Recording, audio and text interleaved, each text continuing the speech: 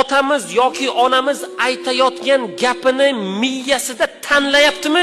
Siz oqsiz, birodar. Qayerga borsangiz boring. Siz dunyoda zo'r bo'lishligingiz mumkin, erta qiyomatda do'zaxiy bo'lasiz. Dunyoda zo'r bo'lishligingiz ham bugungi kunda ota-onangizning duolari bilan. Ertaga xor bo'lasiz ota-onangiz o'tgandan keyin.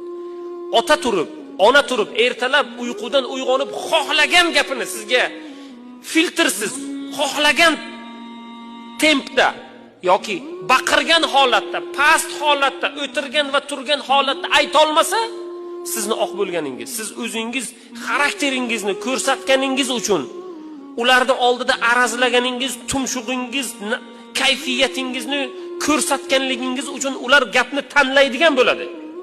Demak, ota-ona gapni tanladimi, birodar, siz oq bo'ldingiz. Ota-ona tanlamasin, xohlagan gapini gapirsin. Bugun ertalab turadida, "Yo'q, men ovqat yegim kelmayapti. Xo'p, men falon joyni, falon narsasini yemoqchiman" desa. Xo'p, ketdik. Ishim bor, men majlisim bor. Siz bir kun oldin aytsangiz bo'lmaydimi degan gaplar bo'ladi. Kechagina ko'chani ovqatini keltirdim-ku desangiz. Yo'q, birodar, unaqa emas. Bo'ldi, xo'p, tamom. Alloh taolo bizga namoz o'qi dedi, ha? Biz nima deyapmiz? Nimagami? Nimaga desak kofir bo'ladi odam. Bo'lmaydi.